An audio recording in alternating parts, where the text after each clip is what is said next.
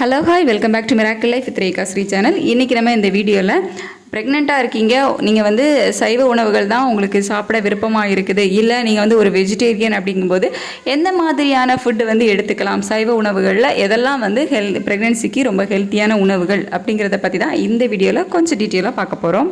First one என்ன அப்படின்னு பார்த்தீங்கன்னா பன்னீர். பால்லேருந்து ரெடி பண்ணக்கூடியது தான் இந்த பன்னீர். ஸோ குவாலிட்டியான பன்னீர் பார்த்து வாங்கிக்கோங்க. ஏன்னா உங்களோட ப்ரெக்னன்சி டைம் உங்களோட பேபிக்கு வந்துட்டு இந்த சத்துக்கள் முழுமையாக போகணும் அப்படிங்கிறதுனால கொஞ்சம் குவாலிட்டியான பன்னீர் வந்து வாங்கிக்கோங்க. இதில் வந்துட்டு கால்சியம் சத்து நிறையா இருக்குது, அதே மாதிரி ப்ரோட்டீனும் வந்து அதிக அளவில் இருக்குது. ஸோ ப்ரெக்னன்சி டைமில் உங்களுக்கு தேவையான கால்சியம் மற்றும் ப்ரோட்டீன் வந்து நீங்கள் பன்னீர் வந்து ரெகுலராக எடுத்துக்கும் போது அதிலேருந்தே வந்து உங்களுக்கு கிடைச்சிடும். ஸோ வீக்லி வந்து 2 times 3 times கூட நீங்கள் சாப்பிட்டுக்கலாம், ஒன்றும் பிரச்சனை இல்லை. சைவ உணவுகள் தான் நீங்கள் லைக் பண்ணுறீங்க அப்படிங்கும்போது கண்டிப்பாக பன்னீரை வந்து அவாய்ட் பண்ணாமல் உங்களோட உணவுகளில் வந்து சேர்த்துக்கோங்க. நெக்ஸ்ட் வந்துட்டு காராமணி.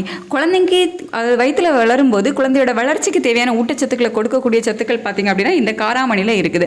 ஸோ உங்களோட ப்ரெக்னன்சி டைமில் கண்டிப்பாக வந்து காராமணி எடுத்துக்கோங்க. அதே மாதிரி தான் பார்த்திங்க அப்படின்னா முருங்கைக்கீரை. ஸோ முருங்கைக்கீரைலையும் இரும்பு சத்து நிறைய இருக்குது. ஸோ அது வந்து நமக்கு தெரியும். ஸோ முருங்கைக்கீரையை வந்து அடிக்கடி உங்கள் உணவுகளில் சேர்த்துக்கோங்க. அதே மாதிரி தான் பார்த்திங்க அப்படின்னா இந்த ப்ரொக்கோலி, அதுக்கப்புறம் பசலைக்கீரை. ஸோ இதையும் வந்து உங்கள் உணவில் சேர்த்துக்கோங்க. நெக்ஸ்ட் ஒன் என்ன அப்படின்னா தயிர்.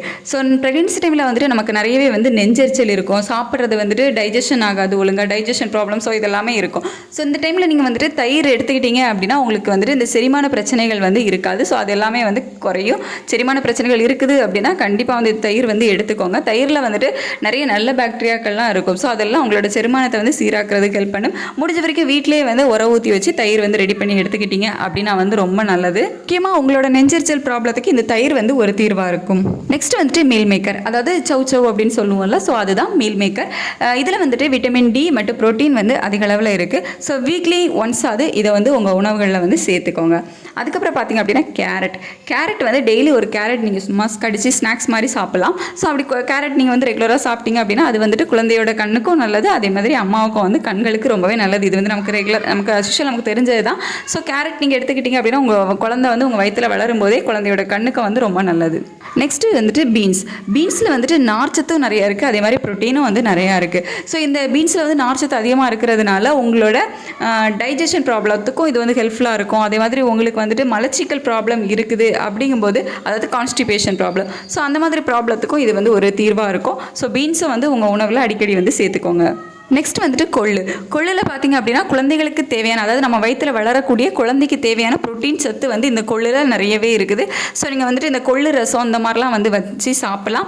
அதே மாதிரி பார்த்திங்க அப்படின்னா ப்ரெக்னென்சி டைமில் வந்து ப்ரெக்னென்ட் லேடிஸ்க்கெலாம் வந்து ரொம்ப வீக்காக இருக்கும், உடம்பு வந்து வீக்காக இருக்கிற மாதிரி இருக்கும், அந்த தசை வலியெல்லாம் வந்து இருக்கும். ஏன்னா தசையெல்லாம் வந்து தளர்ச்சி அடையுது, விரிவடையுது அப்படிங்கிறதுனால இந்த கொள்ளு சாப்பிட்டீங்க அப்படின்னா தசைகளுக்கு வந்து சத்து போய் சேரும், தசைகள் வந்து உறுதியாக இருக்கும்.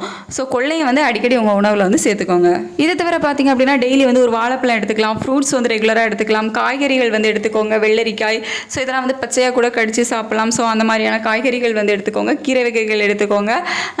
அதுக்கப்புறம் இந்த நட்ஸ் வகைகள் வந்து எடுத்துக்கலாம், ஸ்மூத்தி எடுத்துக்கலாம், அதாவது வாழைப்பழம், நட்ஸ், டேட்ஸ், ஸோ இதெல்லாம் சேர்த்து வந்து ஸ்மூத்தி மாதிரி எடுத்துக்கலாம். சுண்டல்கள் எடுத்துக்கலாம், தானிய வகைகள் எடுத்துக்கலாம், பருப்பு வகைகள் எடுத்துக்கலாம். ஸோ இந்த மாதிரி நிறைய இருக்குது. ஸோ அந்த மாதிரி ஹெல்த்தியான உணவுகளை உங்களோட ப்ரெக்னன்சி டைமில் எடுத்துக்கோங்க. பேபியை நீங்களும் ரொம்பவே ஹெல்த்தியாக இருப்பீங்க. ஹெல்த்தியான உணவுகள் ஃபாலோ பண்ணீங்க அப்படின்னா அன்ஹெல்த்தி ஃபுட்டை மட்டும் அவாய்ட் பண்ணிக்கோங்க, அவ்வளோதான்.